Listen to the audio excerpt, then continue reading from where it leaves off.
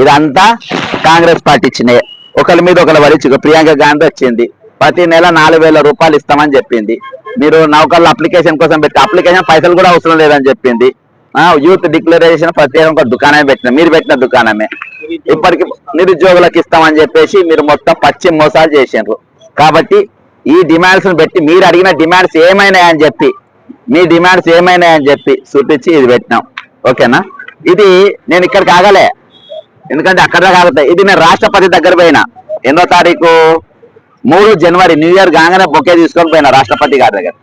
పోయి ఏమడిగిన అంటే ఇట్లా రాహుల్ గాంధీ గారు ప్రియాంక గాంధీ గారు ఇక్కడికి వచ్చి మాకు మోసం చేసిండ్రు, మాకు ఇస్తామన్న నౌకలు మాకు ఇయ్యలేదు, పైగా ఇక్కడ 49 మంది విద్యార్థులు చనిపోయినరు, ఇక్కడ 83 కేసులు ఉన్నటువంటి ఒక క్రిమినల్ ఈ రోజు రాష్ట్రాన్ని పాలిస్తుండు అని చెప్పేసి ఈ రోజు బాజాబ్తా రాష్ట్రపతికి ఇక్కడ ప్రభుత్వం సస్పెండ్ చేయాలని చెప్పేసి రాష్ట్రపతికి ఇచ్చిన.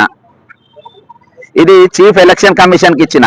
రాహుల్ గాంధీ గారు ప్రియాంక గాంధీ గారు ఇద్దరు వచ్చి మాకు అబద్ధం చెప్పి మాకు మోసం చేసిండ్రు, తక్షణమే వాళ్ళ మీద యాక్షన్ తీసుకోవాలని చెప్పేసి రాహుల్ గాంధీ ప్రియాంక గాంధీ గారి మీద నేను జాతీయ ఎలక్షన్ కమిషన్ కంప్లైంట్ ఇచ్చిన. ఎందుకంటే వీళ్ళ మేనిఫెస్టో చూసి మేము నమ్మినాం, ఇప్పుడు చెప్పిన అన్ని వాళ్ళు ఇస్తామంటే నమ్మినాం.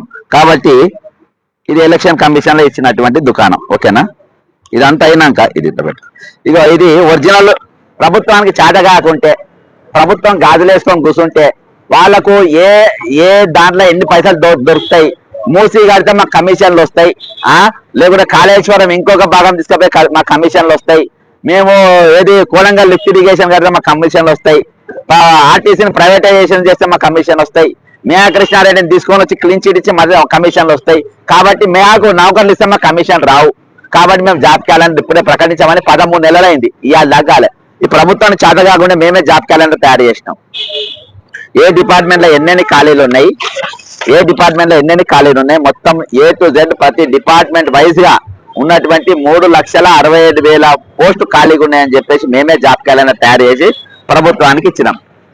ఇన్ని ఇచ్చిన తర్వాత మేము మాకు మీరు ఏదైతే హామీలు ఇచ్చిండ్రో ఆ హామీలు నెరవేరుస్తలేరు.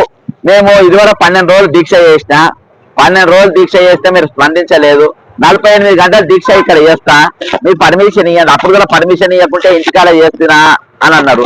రేవంత్ రెడ్డి అనేటోడు ఏమన్నాడంటే నా పరిస్థితి ఎట్లుందని అందరికీ తెలుసు, ఆయన రోజు తిని కూర్చుంటుండ్రు అని చెప్పి రేవంత్ రెడ్డి భజన పరులు అందరు చెప్పిండ్రు.